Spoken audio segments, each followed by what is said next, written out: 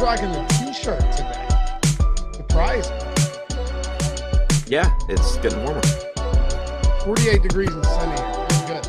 I actually don't know what it is here.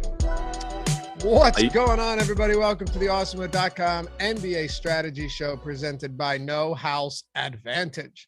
I'm Dave Loughran. On the Twitters at Loughy_D, LOUGHY_D for the podcast listeners out there. Joined by Adam Scherer at Ship My Money DFS, breaking down a 4-gamer. Little respite from the big slates. We got, I think, like 11 or 12 again tomorrow, man. So let's try to enjoy this one. Yeah, a little bit better than last week at least, but not much. How'd you do last night? Lost like 50%. Okay. So you made back 50%. Is that glass half full? Yeah. If I wanted to, I could post a screenshot of my winnings. Exactly. I didn't play because I was on live before lock, and I'm just not used to doing the whole live before lock thing. Sure. But got a lot of bets. I'll tell you what, great betting night last night. The only blemish was Tobias Harris over points, but we hit some big parlays, hit the Russell Westbrook double-double. I got to tell you, though, man, you know what has been the lock of the century lately because this guy is just so good? Darius Garland double-doubles, just basically every time out. What an insane talent he is. Yeah, he's just playing out of his mind and consistently, too. Did you see what Maxey did in the final minute and a half of that game against Miami? Holy shit. No, but I know his fantasy points went up real quick. Dude, drains a 3 in Hero's face. They're up by 5. Puts them up 109, 101. And then drains like a deep 3, then has a chase down block to keep it a 6-point game. This dude, it's so hard for me to tell if he's like legitimately good or he's just loves the spotlight. I don't know what to make of him yet, but there's some flashes from Tyrese Maxey that make him look like he could be a really good player on a good team. Yeah, he's been really impressive in the chances he's gotten, that's for sure. Any other takeaways from yesterday? You had 9 games. People were tweeting me left and right about just how tilted they were about Luka. Some dude tweeted us a 25-leg parlay that he went 24 of 25 and missed on the over Luka points, which is just absurd. Yeah, I saw that one this morning when I woke up. That's insane. But yeah, no other real takeaways. It was one thing just to note: Porzingis finally played 32 minutes. Yeah, how about that? That was interesting. I think he had 6 blocks in that game. Yeah, I know he had 5 in the first half. I was watching closely because the final leg to several of my parlays was Christian Wood over 9.5 boards. You want to talk about it, and he got there, but you want to talk about an insane performance. This dude hit 7 or 8 threes yesterday. Christian Wood went bananas against that Washington team. It was he's the reason they won that game. He just I wasn't watching the game, but I did know that the score went from damn, Porzingis isn't going to play the fourth because it's a Washington blowout to Washington losing by double digits. Yeah, well, you know what? Basketball is one of those sports where when you get that confidence, you're just going to start shooting, right? Yeah. And Christian Wood above the break threes, just possession after possession. It wasn't like knock down a 3 and then a couple minutes later he hit another one. It was just knock down a 3, grab the rebound, bring it back, set up, knock down another 3, knock down another 3. It was impressive. So that's that. On to today. Julius Randle just got ruled out. Yeah, that'll change things up a bit. It will. So we have 4 games. Now we have no Julius Randle. We had him as the 4th highest owned player on DraftKings. Yeah, not anymore. Good thing we have ownership projections. That sucks. But that means that RJ Barrett's ownership is going to come even higher than it already was. And he was already up there just based on usage alone. We can get into all of that. First things first, happy to have you guys with us. Hit that thumbs up if you haven't done so yet. Subscribe to the channel. We would love to have you subscribe here. This would be great. I was just looking at this now, almost at 75,000 subs, Adam, 3/4 of 100,000. Pretty impressive stuff, huh? Yeah, it's a lot. You know what else is impressive? We came over here 3.5 years ago now. It's been a while, but I think it's been 3.5 years that we've been here at Awesemo. Sounds right. Like July 18, wasn't it? Yeah, I think so. It was July 18. Yeah, because that sounds right. Yeah, pretty amazing. The boy from Cali. No, I'm telling you, man, if you watch that, Christian Wood was just on fire. And I'm a fan of Christian Wood. I like that guy's style of play. But yeah, thumbs up, subscribe to the channel, help get us to 75K. And if you want to join, hit that join down below. See those sweet badges in chat. Kickstart's got one. Tony's iced out with the 1 year one. DM Brian, all those guys. I got one as well. You get the badges, the free super chats each month, the custom emojis. And of course, we'll always prioritize your questions and comments along with our Discord members. Let's make this happen, man. 4 games to talk about, starting it off with Golden State and Orlando. So Curry obviously sidelined for a significant period of time. And now you've got them at 7.5-point favorites, 216.5 total. Draymond Green, I actually didn't see. Did you see why he got ejected? Like, were the technicals just nothing, like benign? I took that slate off. I didn't. Okay. Yeah. I didn't see either, but he's, you have Andrew Wiggins probable. Draymond Green's good to go. He's coming off what did he play? 22 minutes. How many minutes do you think he plays tonight? Another like 22, 24? Draymond? Yeah. Assuming he's I would expect like 24ish. And then like Moses Moody, questionable, whatever, but we can dive into the Golden State side.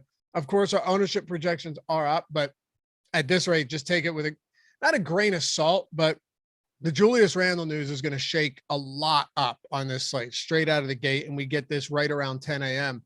So let's start with the Warriors. Like I said, Adam, 7.5-point favorites. You've got a 216.5 total. So real low total in this game as well. What do we want to do with Clay? That's where I want to start.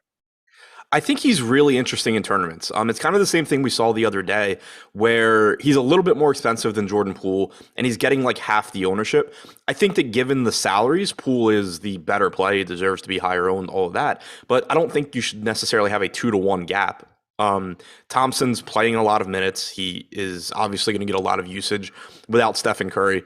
So I do think that's one spot in tournaments that, maybe you can think of it as paying up to be contrarian, for lack of a better phrase. But Thompson played 38 minutes last game. There's obviously there's obviously no minutes restriction on him whatsoever.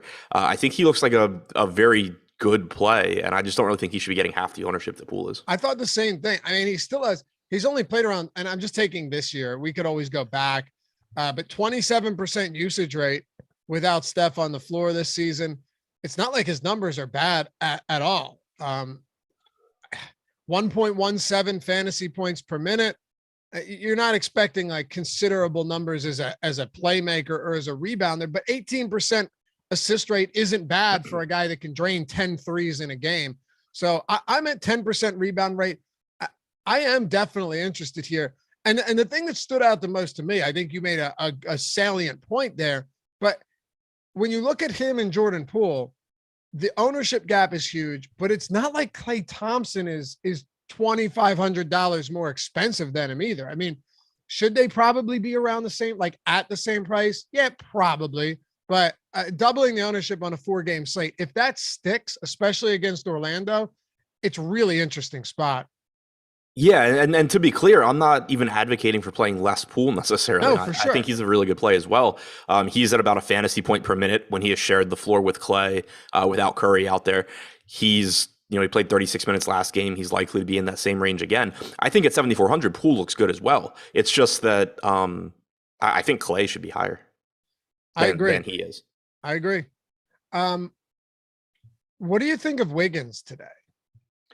I think that he's another one that's kind of interesting in tournaments. He's getting 10% ownership, 7,100, but he does have forward eligibility, which typically is just, a little bit more valuable than guard spots. He has a 19.8% usage rate in 91 minutes alongside Clay without Curry. He's averaged 0.94 DraftKings points per minute. So I think I have him still behind Poole and Thompson, but I do think he's another one that, within any given game with Curry out, there's so much usage available. There's going to be some games where Wiggins is just the guy and takes over and really outperforms his projection. So I still am interested in him at relatively low ownership. I'm looking at the rest of Golden State here. Again, the Julius Randle news is going to change a lot, but like we say, Klay Thompson getting high single digits right now, Poole around 20%. Draymond Green, I'm actually surprised by this 12% ownership. I mean, you and I think for the many years we've been doing shows together have talked about, how like a Steph Curry being off the floor for Draymond Green is it's not going to, you're not going to see increased usage. So it's basically, and you're not going to see his rebound rate increase anything significantly with Steph off. So it's basically what happens with the assist rate. Does he get more opportunities as a passer, which, sure, that's likely the case, but it's not really enough to be like, yeah, a huge bump for Draymond Green in 24 minutes. Yeah, I'm kind of surprised by the ownership as well. Unless like we get a report that he's just, playing 30 minutes or something like that.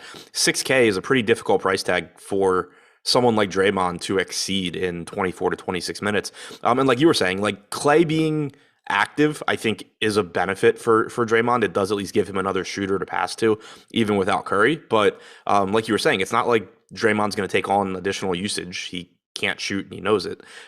Curry's rebounds are, not a crazy part of his game. So it's not like you're getting a huge bump there. And there's no reason to think the assist percentage goes up. So I don't really view Curry being out as a bump to Draymond. And I'm kind of surprised he's getting as much ownership as he is.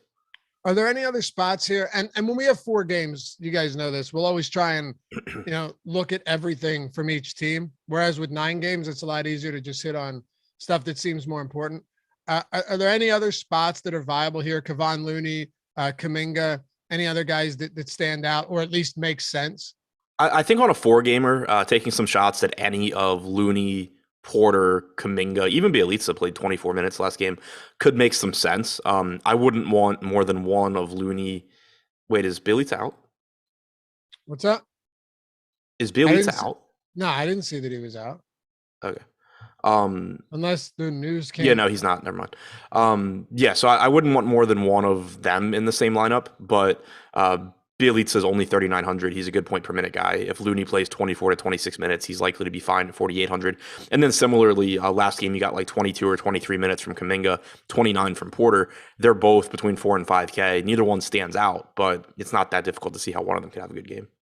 Yeah, I mean, if Bjelica gets you 23 or 4 minutes, even 22 minutes, he could absolutely get there on a short slate. I like that.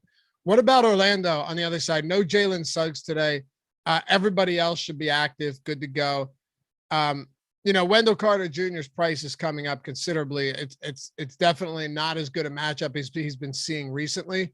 Is there any tournament appeal for you just for a guy that has been as good and consistent as he has been on the floor in games that have stayed competitive enough for him to get the minutes? Yeah, it's not a priority because I do think the price is, a little high now, but he's still capable of going and getting 45, 50 fantasy points. So it's not a horrible play at relatively low ownership on a 4-game slate. It's just going to be, I think, difficult to get to and really prioritize.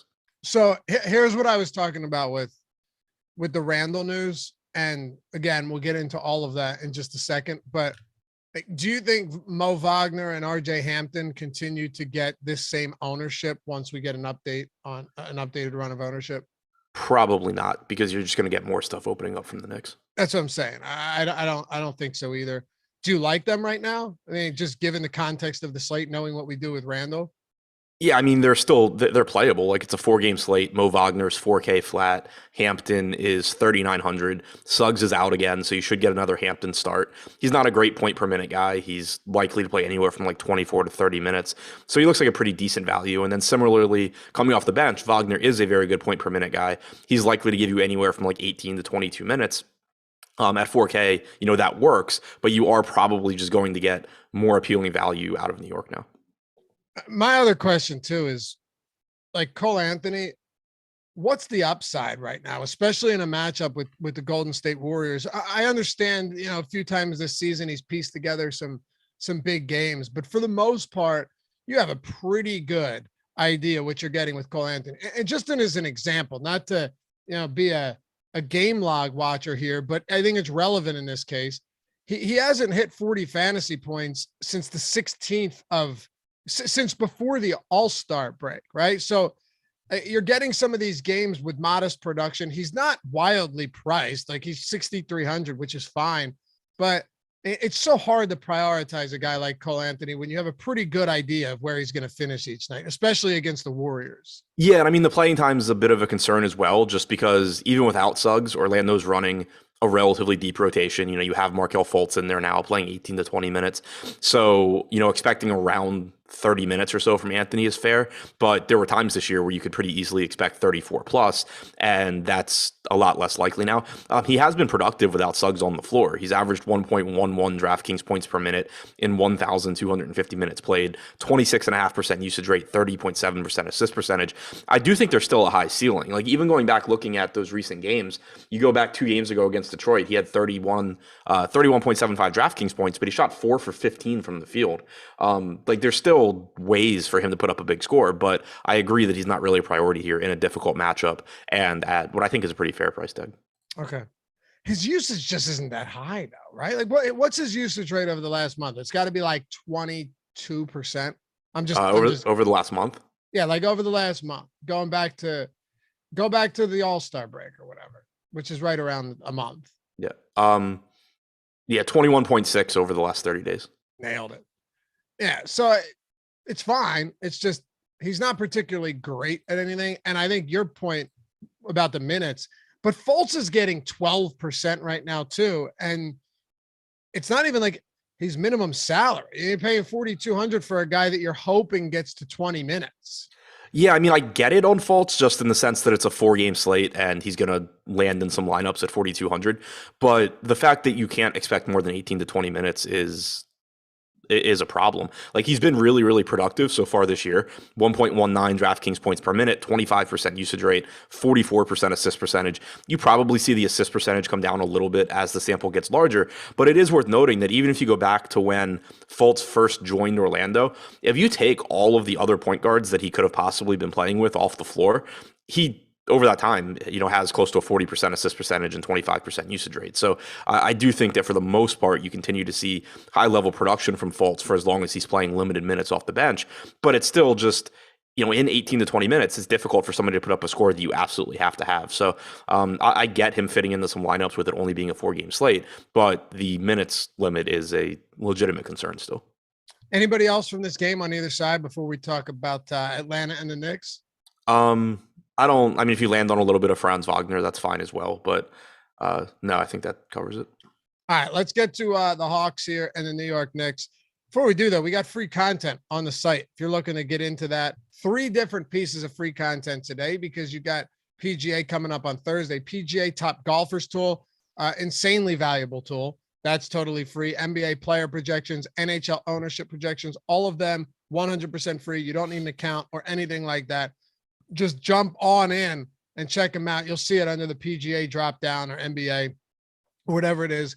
But if you're actually looking to get in on what we've got, all of our tools for basketball, baseball's coming up, PGA, NASCAR, MMA. God, I always forget some because we have if they have contests out there, we got content for it. We have tools for it. Esports, all of that stuff. Go to awesemo.com/join. You can get the Express Pass weekly for NBA, less than $5. If you want to do the Awesemo Plus weekly pass for everything on the site, it's $29.95. Like I said, you could do a month for one sport, for all sport. You could do a year if you want to make a legitimate investment. Get the Top Stack tool, the Boom Bust tool, ownership projections, player projections, lineup builder for not just, of course, basketball, but everything across the board. All of our tools built by Awesemo himself and managed by some of the greatest players out there. So check it out, awesemo.com/join. And if you want to just check out the free tools today, that's cool as well. All right, so let's get to Atlanta and the New York Knicks. Among the top price players today, just to kind of crystallize this a little bit before we get to Trae Young, you have Jokic, you have Giannis, who's probable with Middleton already ruled out. You have no Curry. You now have no Julius Randle.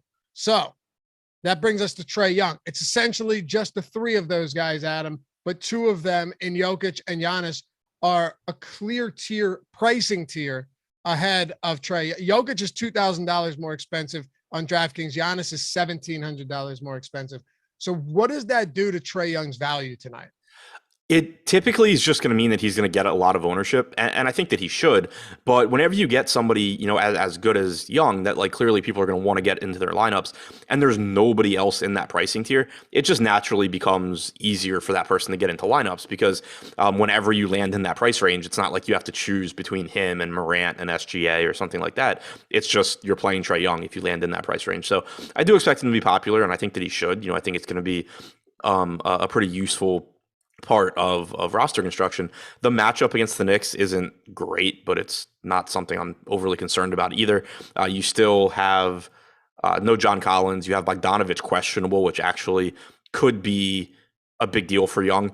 His usage rate goes up even more when he doesn't have Bogdanovich or Collins on the floor with him. So I do like Trae Young quite a bit at this price tag, and I just think from a roster construction standpoint, it's going to be pretty easy to land there as well. Yeah, I think you're right. And the Bogdanovich news is pretty big. If he ends up sitting, because you already have no John Collins, if he ends up sitting, it doesn't just, it's not just going to help somebody like Trae, but you're looking at a trickle down effect here as well, right? Like, do we see, and by the way, DeLon Wright, what was the last game? It was DeLon Wright starting for Trae Young, and then Bogdanovich just blew up off the bench, right? Yeah, that was 2 games ago. Was that 2 games ago? You're right. So they must have played over the weekend. Sometimes on the weekend, I just they played on Sunday. I tune out of Sunday NBA for the most part. All right. So what do you make then if Bogdanovich sits, how it affects the rest of this team? Yeah, I mean, it would open up more playing time, more production for a variety of people.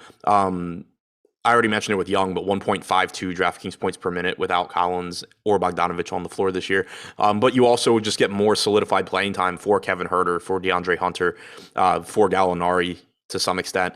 All of those guys between 5K and 5,200 on DraftKings, they would just look a little bit better.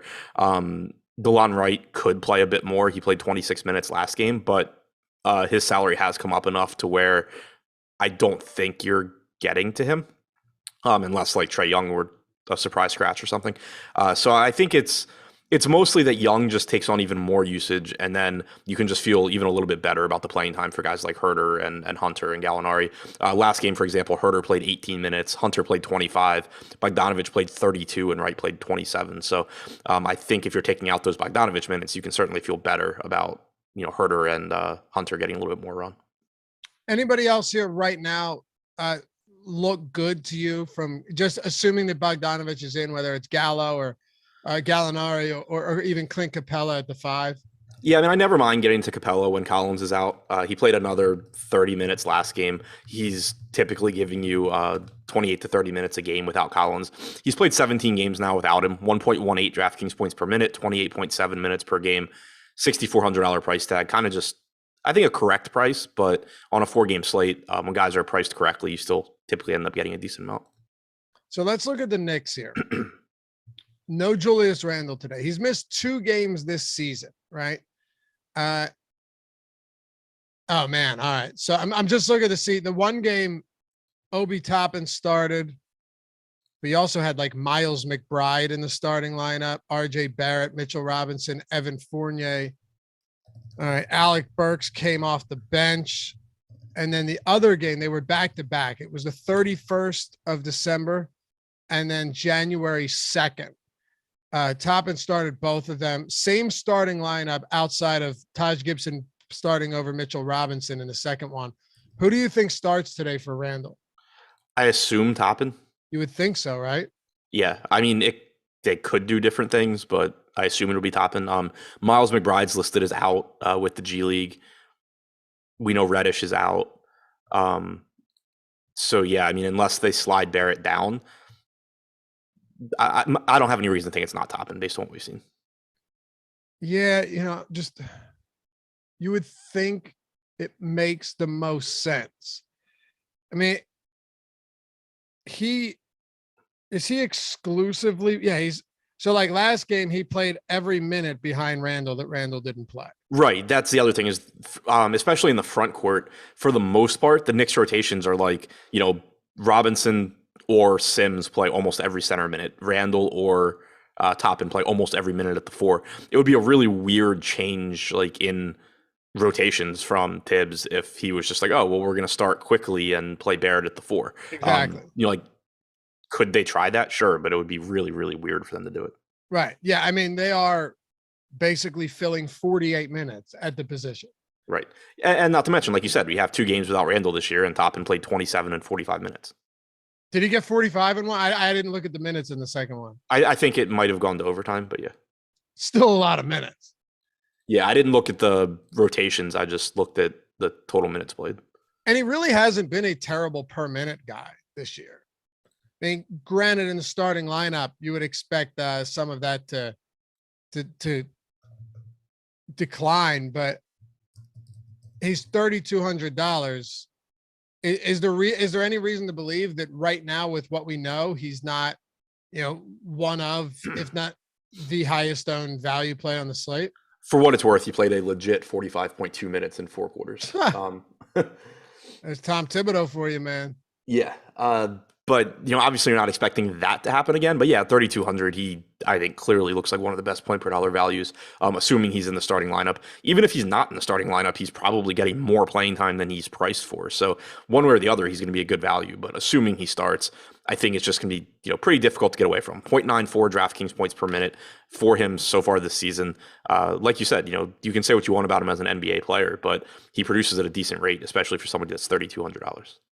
Yeah, absolutely. Now, while he's the one that would benefit most from a minutes perspective, everybody else benefits from Julius Randle just being off the floor, even if they were already getting a lot of minutes, even if they're not priced insanely low. So, I mean, I don't know how you want to do this. We could take Randle and Rose and Walker off the floor. That's what I have in front of me right now. 34% usage for RJ Barrett.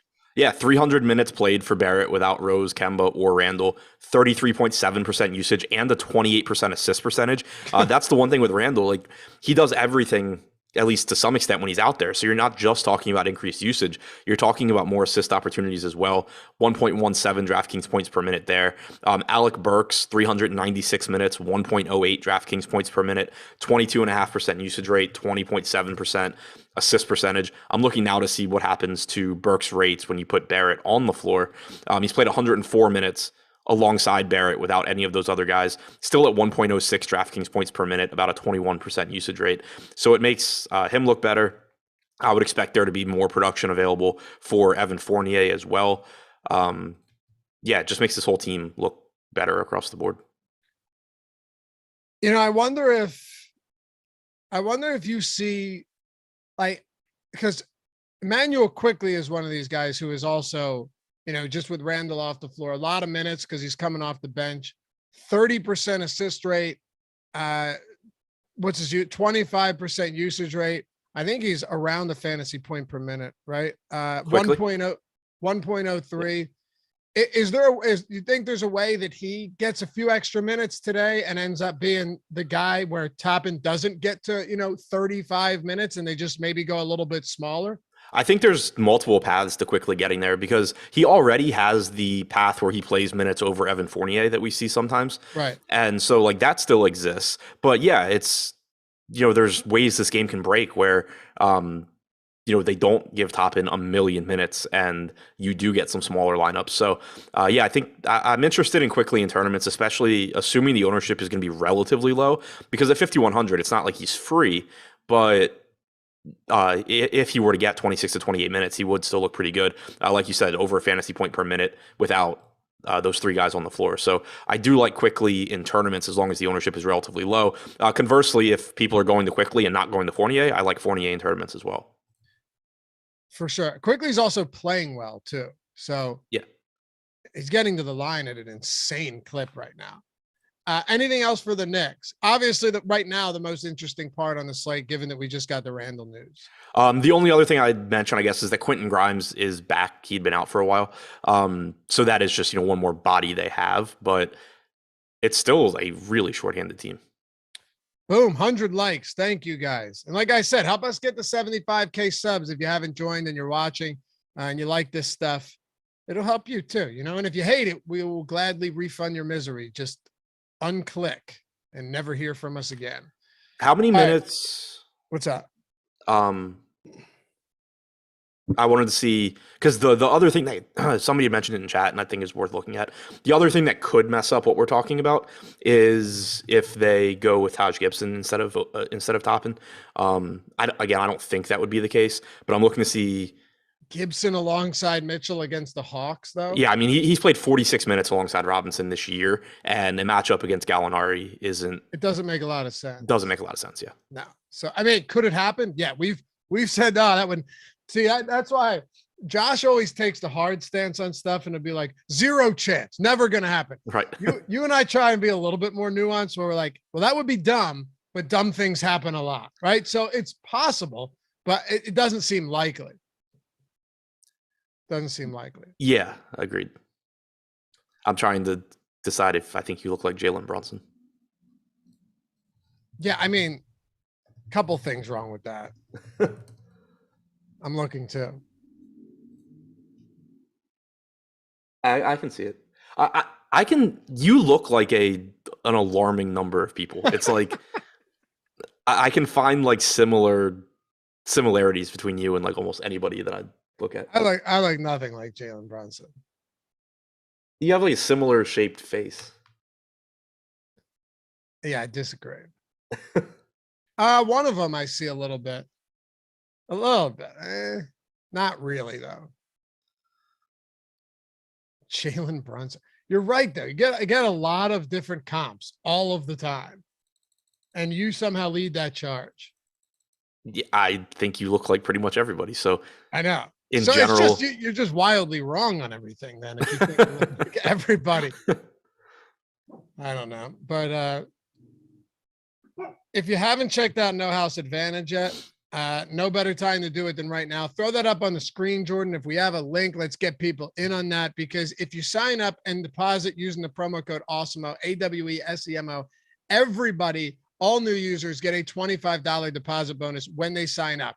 Totally different way to enjoy DFS with No House Advantage, right? It's peer-to-peer, 100% to level the playing field. They got over 500 props offered. It's player prop contest where you're building lineups, but there's no salary cap. You're just taking the over or under on each prop. And the greatest thing about all of this is you can use our No House Advantage projections over at Awesemo. They're totally free every day of the week, or the optimal lineup tool.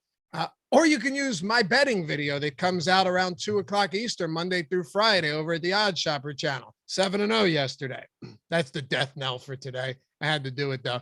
Or you can use Odd Shopper or our player projections at Awesemo. Whatever you want to do, all of that totally free to get the biggest edge and advantage you can at No House Advantage. You're building lineups. The props at the top get the most points. The ones that you're most confident in go up there, and the ones at the bottom you're least confident in, they get the fewest points. So you understand how it works. Essentially, though, you get $25 when you sign up and deposit for the first time. You have all of the free tools at your disposal, and these props don't change throughout the day. You might say, oh, yeah, but everybody knows that. You would be wrong. There are plenty of people out there that are just oblivious to, logic and common sense, which means with Julius Randle being out now, probably a lot of good spots to get on. Put them in the top spots, the highest confidence spots, and win some money. Use the promo code Awesemo when you sign up. You can go to nohouseadvantage.com, download it in the App Store, the Google Play Store, however you want to do it. Check it out. No House Advantage, sponsor of the Strategy Show. All right. Michael Roundtree said I look like Wesley Snipes. That is what I've gotten before, and I don't totally disagree with. Did you see the new I'm telling you, like, people have told me that a million times. It's odd. I pulled it up and I was like, I actually don't see that one. That's funny. I've never had Jalen Brunson or Davis Bertans other than you, but I look nothing like, Steve Buscemi. I mean, that's the most absurd thing I've ever heard. No, that's Dan Strafford. Yeah, that's Dan Strafford. But yeah, I've Snipes back in like the New Jack City days. None of those look like him. There were ones back in the day. I remember people showing me pictures and I'm like, oh my God. But did you see the Netflix show with him and Kevin Hart? Yeah. Did you like it? Yeah, it was good. Snipes was awesome in that. Yeah, he was really good. I mean, total piece of shit. Awful person. Yeah. But he was great. He was great. All right. This is hilarious. What else do we have here? Oh, Chicago and Milwaukee. Let's get to the Chicago Bulls.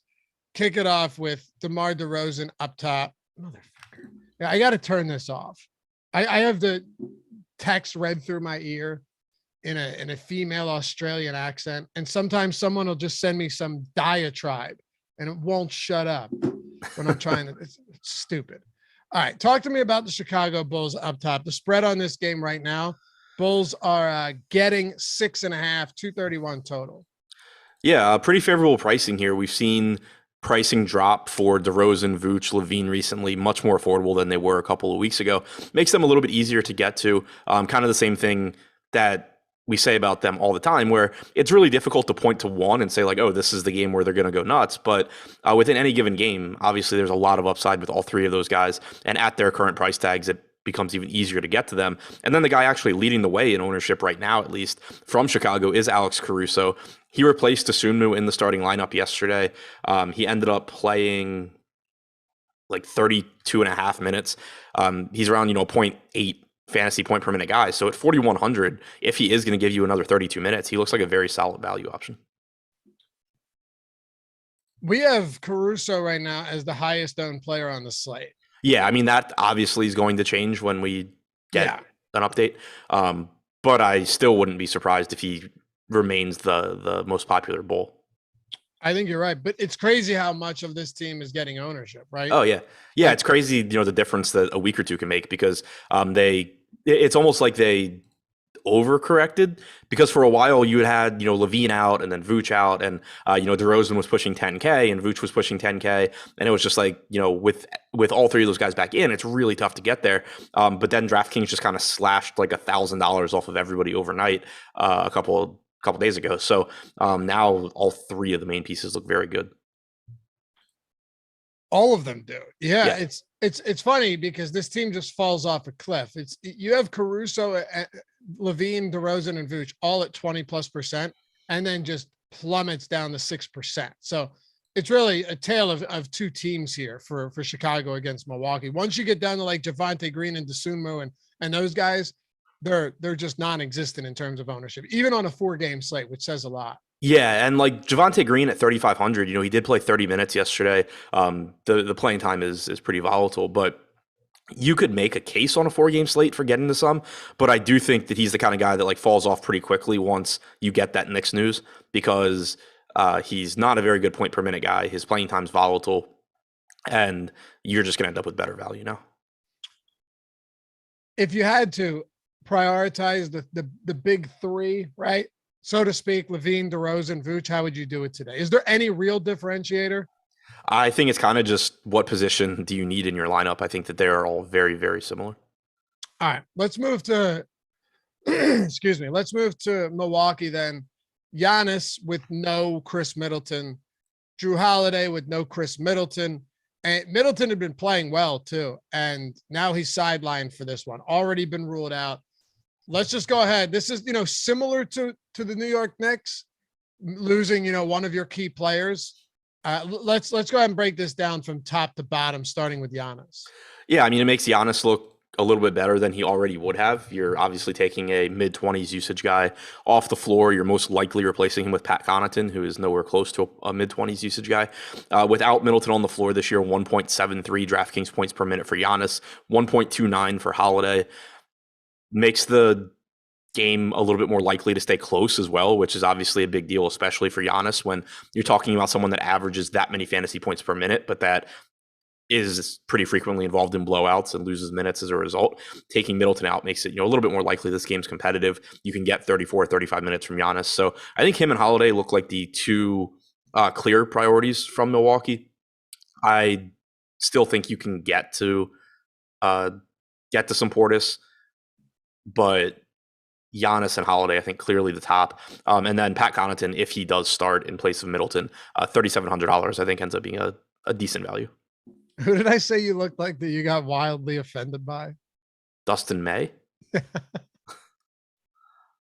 was it. There was a comment I wanted. Oh yeah. Justin Sports said LMFAO. There's two. I never did you use that LMAO, LMFAO? No. You're just like a ha-ha guy, right? You're a Yep. big ha-ha guy Yeah. Haha. with an extended ha-ha-ha if it's real funny. Yeah. Yeah. Exactly. You're not really an LOL guy. You're just a big ha-ha I guy. use LOL. I don't use But anything beyond LOL. Not flippantly, right? He said, Dan Buscemi, I'm crying. Where is that guy? Adam and I talk to Dan like every day in one of our group chats. Yeah, He's I think I'm there. actually supposed to be jumping on a podcast to talk about MLB strategy with him, but I don't know when or if it's going to happen. Omar said Dustin May's a dead ringer. I told you, man. I see this. It's a compliment. All right. Yeah, Dan's out there, but we've been calling him Buscemi forever. He had the Steve Buscemi like skateboard picture as his avatar for a long time. I think he still does in Slack. Does he? Now I have to look. He does. Yeah, you're right. He still has it. All right. Where else are we going here? Okay, so when it comes to Milwaukee, are you gonna? This is actually. Let me ask you about the whole slate for 4 games. Are there any limitations you want to put on how many players you'll play from the same team on a 4-gamer, especially with the Randall news and Middleton being out, like 2 big pieces being voided? Yeah, I mean, in tournaments, I still typically keep it around 3. There's still 8 teams to take players from. Your roster spots are still pretty important. If you get a situation like, I don't know, if like there were a bunch of just $3,200 guys on New York, maybe I'd get to 4, but no, I haven't seen anything today that makes me think I'm going more than 3. Anthony says, Laffy, you and Adam could be brothers. I see similarities. We do. It's odd. We get that from, there have been people that thought we were brothers doing this show together. I don't really see it, but maybe I could. Yeah, I don't see it either, but it's weird. Like being one of my best friends, like when we were, I don't know, 19 or 20, we worked at a movie theater, like the winter we were home from college. And like everybody there thought we were brothers, even though like we don't really look alike. I don't know. It's weird. Maybe I really do look like literally everybody. Yeah. Let's wrap up Milwaukee here and then close it out with Clippers Denver. Is Giannis and Holiday are obviously the 2 top guys, but how much does Bobby Portis and like Connaughton and Grayson, how much do they actually benefit from Middleton's absence? I don't think they benefit, as much. You still have Portis competing with Giannis and Holiday for production. You still have Portis potentially competing with Lopez for rebounds. One other thing with the starting lineup, they could go. So last game Giannis was out, and they actually started Portis alongside Lopez. So maybe they do that. I think it's more likely you get Connaughton because a Giannis Portis Lopez lineup is borderline ridiculous. But I don't know. Maybe you see that as well, but I'm expecting you get Connaughton in the starting lineup, and that Portis looks decent at 6,600, just not as good as Giannis and Drew. Okay. Wrap it up here. Making good timing, 4 games, good show so far. Hit that thumbs up too. What we got? Almost 500 people watching. Love it. That's good. Thanks, Nova Scotia. Appreciate that. Laffy's the guy you always see on the most wanted posters. I mean, sure. I'd be pretty easy to find. What did I want to say, Jordan? What else did I have to plug here? You're the producer. You tell me. Oh, the Best Bets Discord, right? Yeah, that's it. If you haven't checked it out yet, premium betting pick subscription. Time's now, friends. The time is now. Click the link below. It's in the description. Subscribe to the Betting Picks Discord channel. You got Alex Baker, Ben Rasa, Steve, the Colts Buzzard, using Awesemo's industry-leading projection models to identify the best bets available in the NBA, NHL, and college basketball. I mean, what better time to jump in on the action? And we're very confident that these bets will be worth more than the price of admission. So click that link below. Check it out. Awesemo's Best Bets Discord. These guys will get you going where you need to go. All right. Time to put a bow on this one. Clippers and Denver. Clippers getting 6.5 points on the road, 222 total. Isn't it impressive? I was just thinking about this today when I was prepping for the show and looking over some props early on. You have to hand it to the Clippers, Adam, that despite being down Kawhi Leonard, despite being down Paul George, basically the whole season for both of these guys, they hang in there. Like they're still an 8th seed right now, hovering around 500 in a pretty tough Western Conference. Yeah, I mean, you can just ignore that last game that they played against Utah, where half of their starters just got benched for the entire second half. But for the most part, they have managed to hang in games. I'm saying, though, a lot of teams in this situation would probably be far below the 8th seed in the West. Yeah, agreed.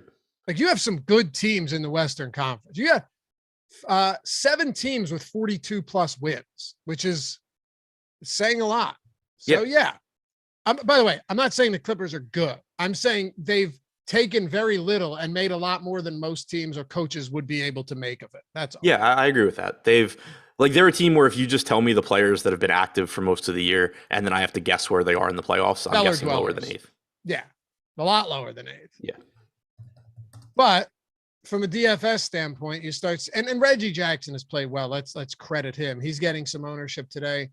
I mean, I think it's warranted. He's not someone that's going to go out there and rip off, 60 plus every night. But at the same time, and like you said, a lot of these guys got benched against Utah. It was brutal, just not good. But at the same time, somebody like Reggie Jackson playing huge minutes normally, he played 40 minutes in 3 straight games, and then 34 against Toronto before that debacle in Utah. He's been consistent. He has a solid usage rate, and he's a good enough playmaker that you can get those big games out of him. Yeah, and the price tag's pretty reasonable. Without Paul George on the floor this year, Jackson's averaged 1.06 DraftKings points per minute. And like you said, if the Clippers are in this game, you're likely to get 36 minutes from Jackson. You can't really look at that last game and take anything away from it. Like, yeah, if they're just getting destroyed by Denver right out of the gate, then Jackson's probably going to suck. But assuming this game is relatively competitive, Jackson's likely to get you around 36 minutes at, around the fantasy point per minute. So at 7,200, it makes him look pretty good.